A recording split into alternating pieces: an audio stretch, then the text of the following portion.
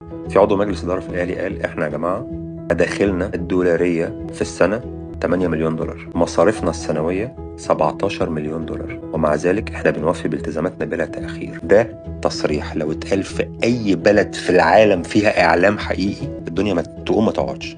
يعني إيه مداخيلك 8 وبتصرف 17 كل سنة؟ الفرق ده بتجيبه منين؟ ده مش ملكية خاصة، النادي مش ملكية خاصة. أنت ممكن لو النادي ده ملكيتك الخاصة ده بيبقى بيخضع لقوانين أخرى، لكن النادي ده ملكية عامة. أنت بتدخل فيه سنويا 9 مليون دولار أكتر من عوائد النادي كله.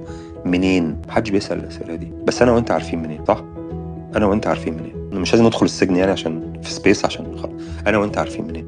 ففي شوية حاجات كده يا طاهر فعليا لو أنت مش شايفها، يعني هي زمان كانت المسألة محتاجة شرح ونقعد نقول وده يقول وده يقول رأيه وده يقول رأيه وده يعبر عن رأيه وده يتهم ده انه متعصب وده يتهم ده انه منحاز وده يتهم ده انه هو مش عارف عنده ايه. لكن احنا وصلنا النهاردة لمرحلة انك يا بتشوف يا اعمى.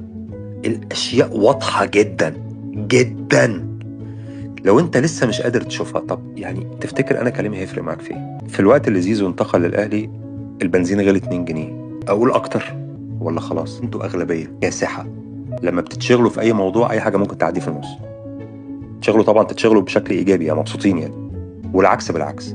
لو انتوا كاغلبيه زعلانين مشكله.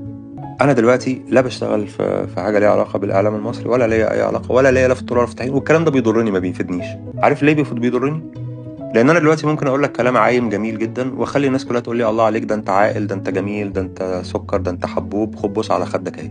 وانا كاعلامي واي اعلامي في الدنيا رصيده هو الناس اللي بتحبك والناس اللي بتتابعك، فانا ممكن اكترهم باني اقول اي كلام فارغ. فاللي انا بقوله ده بيأذيني في العمله اللي اي اعلامي بيهتم بيها، وهي عدد الناس. اكتر جمهور في الوطن العربي هو جمهور الاهلي، نظرا للديموغرافيا، ان مصر شخصيا تعداد سكانها كبير وان الاهلي اغلبيه كاسحه. فاي حد عايز يجتذب عدد حواليه هيتودد لجمهور الاهلي، وده اظن انت بتشوفه في مصر وبره مصر. في ناس تبقى ولا تعرف الدوري المصري ده شكله ايه ولا بيشوفوا منه حاجه، ويجي اخر كل سنه قال انه النادي الاهلي وبتاع، فانت تقعد تعمل ريتويت وتقول يا سلام لقد شهد بعظمته الغرباء، وهم ما يعرفوش حاجه، هم داخلين يلموا ترافيك.